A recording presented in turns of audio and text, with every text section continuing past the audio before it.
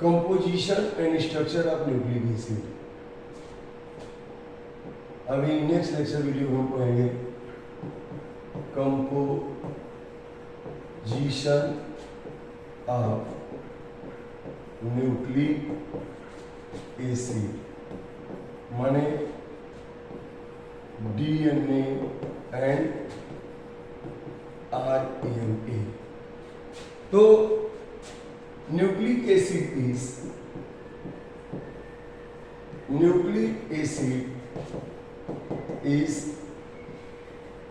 Polynucleotide structure. अब इसमें जो DNA है, DNA क्या है? Deoxy ribose nucleic acid and RNA is ribose nucleic acid. ये दोनों के नाम में फर्क है। क्यों? क्योंकि DNA में डीऑक्सीराइबोज शुगर होगा और RNA में राइबोज शुगर होगा। अब दोनों का हम केमिकल कंपोजिशन जरा देखते हैं, DNA और RNA का। तो कैसे है ये जरा देखिए। यहाँ पे DNA में और यहाँ पे RNA में। तो DNA में क्या है? DNA में सबसे पहले deoxy ribose sugar, deoxyribose sugar. अब ये डीऑक्सीराइबोज शुगर कैसी शुगर है? पेंटोज शुगर है। तो अब पेंटोज शुगर जरा देखिए यहाँ, यह पेंटोज शुगर, यहाँ पे कार्बन, यहाँ पे कार्बन, यहाँ पे कार्बन, यहाँ पे कार्बन, यहाँ भी कार्बन। तो ये पहले नंबर का कार्बन, ये दूसरे नंबर का कार्बन, ये तीसरे नंबर का कार्बन, ये चौथे नंबर का कार्बन, पांचवें नंबर का कार्बन। अब यहाँ पर अगर हम देखें तो यहाँ पे H, यहाँ पे OH, यहाँ पे H और H, यहाँ पे H, यहाँ पे OH, यहाँ पे H और यहाँ पे होगा H और यहाँ पे H और यहाँ पे OH। तो अगर हम देखें यहाँ पे डीऑक्सीराइबोज शुगर में तो 1 2 3 4 5 कार्बन, तो C5 और हाइड्रोजन 1 2 3 4 5 6 7 8 9 10। तो हाइड्रोजन कितना हो गया? हाइड्रोजन हो गया 10। और ऑक्सीजन कितना हो गया? ऑक्सीजन जरा देखिए, ऑक्सीजन 1 2 3 4। तो डीऑक्सीराइबोज शुगर में एक ऑक्सीजन यहाँ कम है। तो यह जो है डीऑक्सीराइबोज शुगर है, यह कैसी शुगर है? Pentose sugar. लेकिन यहाँ पे एक ऑक्सीजन यहाँ सेकेंड कार्बन नंबर पे कम है। अब RNA में देखें तो RNA में क्या है? Ribose sugar. RNA में क्या है? Ribose sugar. अब ये भी कैसी शुगर है? ये भी पेंटोज ही है, लेकिन इसका अगर आप देखें तो यहाँ पे यह, यहाँ पे यह, यहाँ भी 5 कार्बन, 1 2 3 4 और यहाँ पे 5। तो 1 2 3 4 और ये 5th कार्बन। तो यहाँ पे H OH, यहाँ पे देखिए सेकेंड वाले को OH नहीं है, यहाँ पे सेकेंड कार्बन नंबर पर भी क्या लगा है? OH। और थर्ड कार्बन नंबर पर भी क्या लगा है? OH। और यहाँ H, यहाँ पे C H और OH। इसका मतलब ये है कि यहाँ कितना कार्बन हो गया जरा देखते हैं। 1 2 3 4 5 कार्बन। हाइड्रोजन कितना? 1 2 3 4 5 6 7 8 9 10 हाइड्रोजन हो गए। और ऑक्सीजन कितना? 1 2 3 4 5, ऑक्सीजन 5। तो ये भी पेंटोज शुगर, ये भी पेंटोज शुगर। लेकिन डीऑक्सी, डी माने लेस, यहाँ पे सेकेंड कार्बन नंबर पे यहाँ पे एक ऑक्सीजन नहीं है, या हाइड्रोक्सिल ग्रुप नहीं है, यह हाइड्रोजन है। और यहाँ पे सेकेंड कार्बन नंबर पे हाइड्रोक्सिल ग्रुप है। और इसी को होने की वजह से RNA इज मोर रिएक्टिव। यहाँ पे RNA इज मोर रिएक्टिव। अब आरएनए ज़्यादा रिएक्टिव होगा, क्योंकि एक कारण यह है कि इसके सेकेंड कार्बन नंबर पे OH है, और डीएनए लेस रिएक्टिव क्योंकि सेकेंड कार्बन नंबर पे EH है, OH नहीं है। इसके अलावा डीऑक्सी रिबोज शुगर के अलावा यहाँ पे और क्या हो सकता है डीएनए में, यहाँ पे और क्या हो सकता है डीएनए में, यहाँ पे डीएनए में और क्या हो सकता है, यहाँ पे फास्फेट ग्रुप होगा। क्या होगा? Phosphate group. और क्या होगा? बेसेस। और क्या होंगे? बेसेस। तो बेसेस में कौन होगा? Purine pyrimidine. तो यहां बेसिस में कौन होगा? बेसिस में होगा प्यूरिन, प्यूरिन और पाइरिमिडीन। तो प्यूरिन में क्या होगा? अभी अभी हमने बताया था, प्यूरिन में होगा एडिनिन, एडिनिन और ग्वानिन। और पाइरिमिडीन में क्या होगा? अभी अभी बोला पीछे वाले लेक्चर में, थायमीन, थायमीन और साइटोसिन। तो प्यूरिन में एडेनिन, ग्वानिन, पाइरिमिडीन में थायमीन, साइटोसिन। और यहाँ आरएनए में भी बेस होगा, आरएनए में भी बेस होगा। तो कौन कौन से? यहाँ पे फास्फेट ग्रुप PO4। इसके अलावा यहाँ पे बेसेस, बेसिस में कौन होंगे? प्यूरिन, प्यूरिन और पाइरिमिडीन। प्यूरिन में होगा वही एडिनिन, एडिनिन और ग्वानिन। जैसे यहाँ पे एडिनिन ग्वानिन था, यहाँ भी होगा, लेकिन पाइरिमिडीन में क्या होगा? यहाँ पे थोड़ा चेंज हो जाएगा। पाइरिमिडीन में यहाँ यूरेसिल होगा। क्या होगा? यूरेसिल। और यहाँ क्या होगा? साइटोसिन। तो देखिए डीएनए में भी साइटोसिन है और एडेनिन, ग्वानिन, लेकिन यहाँ थायमीन है। तो यूरेसिल यहाँ पे है और डीएनए में क्या है? थायमीन। तो डीएनए में एडेनिन के साथ, डीएनए में अब यहाँ पे देखें तो डीएनए में एडेनिन डबल बॉन्ड थायमीन और यहाँ पे ग्वानिन ट्रिपल बॉन्ड साइटोसिन। लेकिन आरएनए में यही उल्टा हो जाएगा। आरएनए में क्या होगा? एडेनिन के साथ यूरेसिल और ग्वानिन के साथ ट्रिपल बॉन्ड से साइटोसिन। तो डीएनए में एडेनिन के साथ थायमीन और ग्वानिन के साथ साइटोसिन, आरएनए में एडेनिन के साथ यूरेसिल, ग्वानिन के साथ साइटोसिन। तो डीएनए में डीऑक्सीरिबोज शुगर, इसके बाद फास्फेट ग्रुप, वो तो P ही है, और बेस में adenine, guanine, thymine, cytosine, adenine, guanine, thymine, cytosine. लेकिन आरएनए में रिबोज शुगर, फास्फेट ग्रुप है, लेकिन बेस में प्यूरिन में एडेनिन, ग्वानिन, पाइरिमिडीन में यूरेसिल और साइटोसिन। यह एडेनिन के साथ यूरेसिल और ग्वानिन के साथ, जैसे यहाँ देखिए एडेनिन के साथ यूरेसिल और ग्वानिन के साथ साइटोसिन। इस तरह से ये दोनों में अंतर है। एक तो यहाँ पे हाइड्रोक्सिल ग्रुप नहीं है, एच है, यहाँ सेकेंड कार्बन हाइड्रोक्सिल ग्रुप है, दूसरे यहाँ थायमीन है, यहाँ पे यूरेसिल है। अब प्रश्न उठता है कि थायमीन और यूरेसिल में फर्क क्या है? तो थायमीन को हम क्या कहते हैं? थायमीन को यहाँ पे अगर देखें तो thymine is also called as methyl uracil. Thymine को क्या कहते हैं?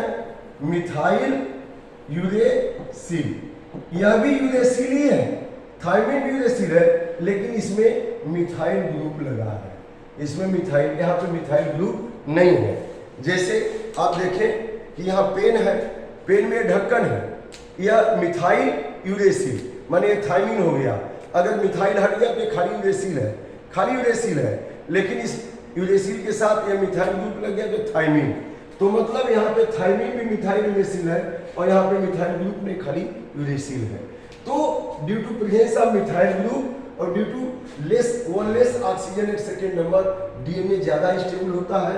और आरएनए में यहाँ पे मिथाइल ग्रुप नहीं है, यूरेसिल है, थायमीन नहीं है, और यहाँ पे सेकेंड कार्बन नंबर OH है, इसलिए आरएनए ज्यादा रिएक्टिव होता है, एंजाइम का भी काम करता है। अब ये बनते कैसे हैं, इसके बारे में हम थोड़ी सी जानकारी रखते हैं। चलिए आगे देखते हैं कि अब यहाँ पे जो डीएनए है, ये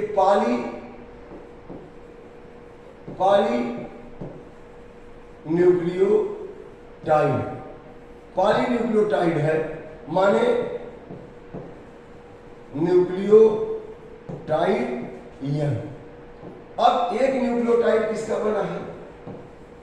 एक न्यूक्लियोटाइड किसका बना है? एक न्यूक्लियोटाइड बना है किसका? न्यूक्लियोसाइड प्लस, यह न्यूक्लियोसाइड का बना है प्लस फास्फेट का। किसका बना है?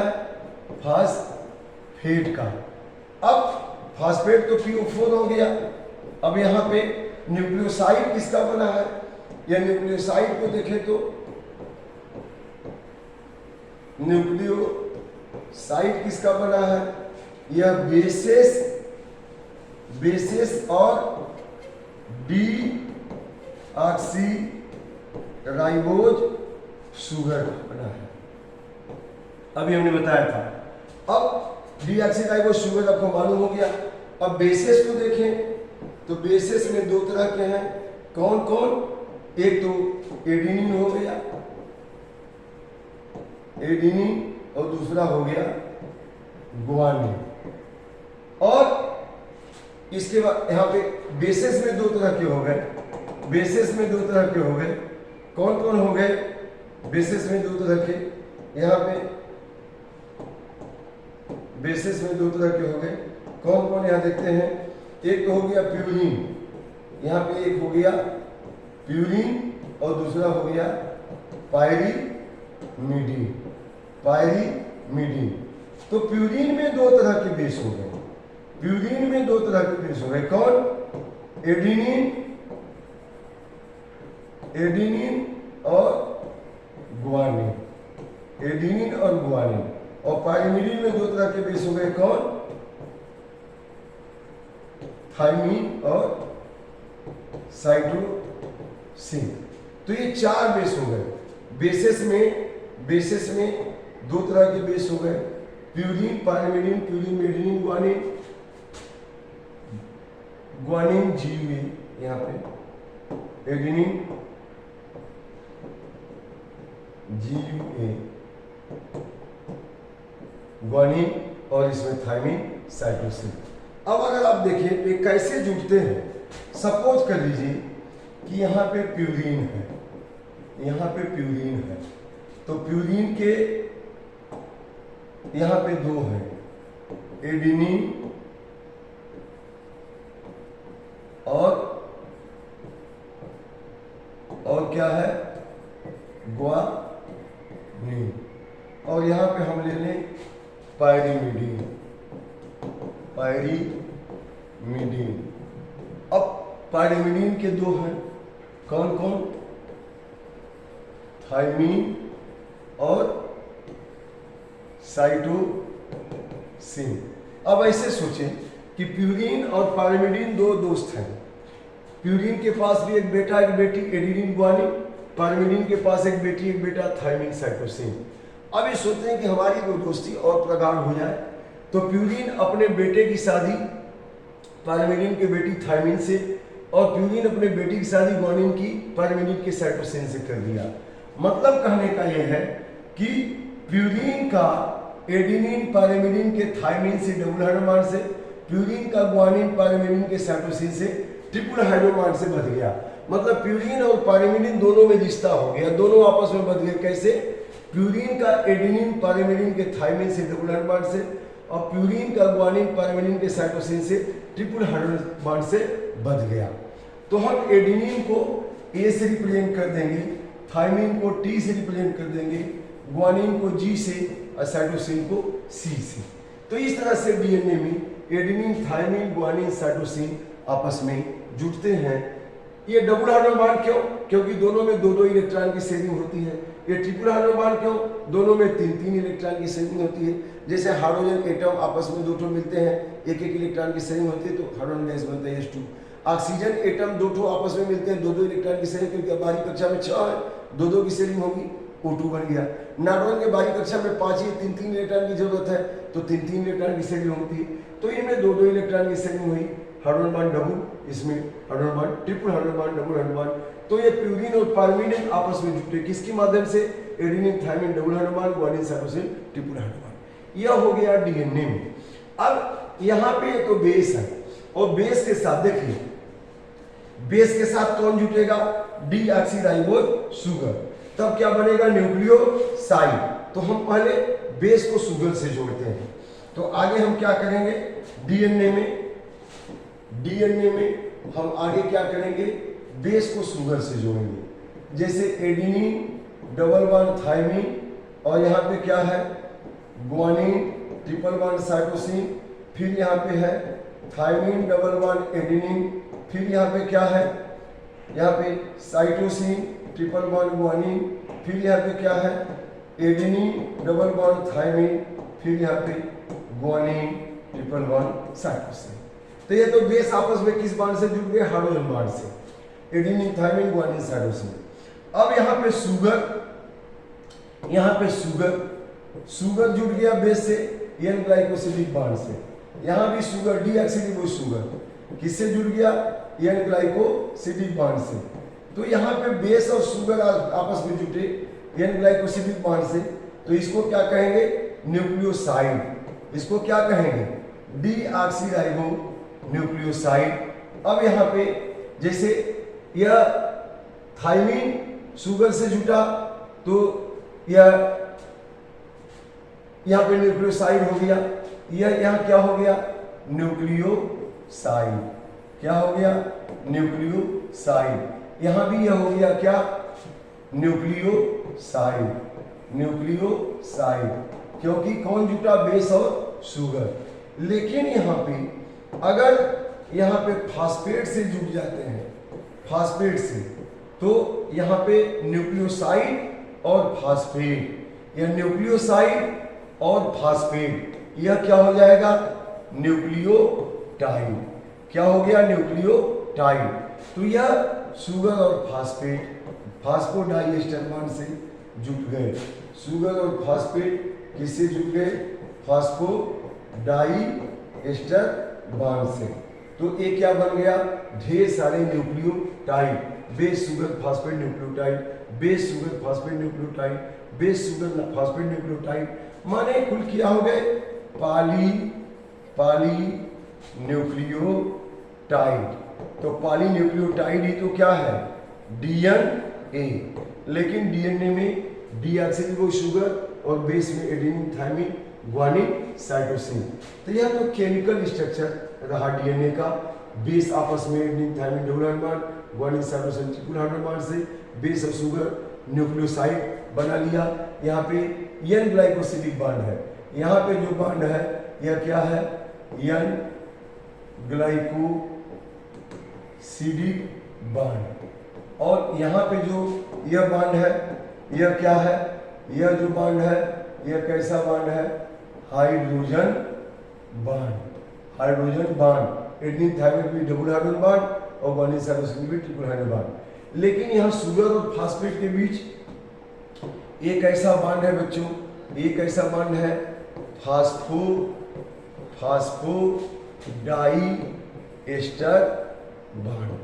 फास्फोडाइएस्टर बॉन्ड। तो आपने देखा कि डीएनए में बेस आपस में हाइड्रोजन बॉन्ड से adenine thymine double hydrogen bond, guanine cytosine triple hydrogen bond, base और शुगर एन ग्लाइकोसिलिक बॉन्ड से, और शुगर और फास्फेट आपस में किससे बन गया? शुगर और फास्फेट किससे बन गया? फास्फोडाइएस्टर बॉन्ड से। तो कुल 3 तरह के बॉन्ड के द्वारा बेस, शुगर और फास्फेट जुटे हैं। हाइड्रोजन बेस आपस में हाइड्रोजन बॉन्ड से, बेस और शुगर ग्लाइकोसिलिक बॉन्ड से, और शुगर और फास्फेट फास्फोडाइएस्टर बॉन्ड से। इस तरह से बेस और sugar nucleoside, so nucleoside and phosphate nucleotide, और ढेर सारे न्यूक्लियोटाइड मिलकर पॉलीन्यूक्लियोटाइड माने क्या बना लिया? डीएनए। तो यहाँ पे एडेनिन शुगर होता है डीऑक्सी एडिनोसिन, डीऑक्सीथायमिडिन, डीऑक्सीगोनोसिन, डीऑक्सीसाइटोसिन। तो एडेनिन से डीऑक्सीराइबोज शुगर जुटा तो डीऑक्सी एडिनोसिन, यहाँ डीऑक्सीथायमिडिन, डीऑक्सीगोनोसिन डीऑक्सीसाइक्लिन। तो इस तरह से हो गए। लेकिन अगर यहीं हम आरएनए में देखें तो आरएनए में क्या होगा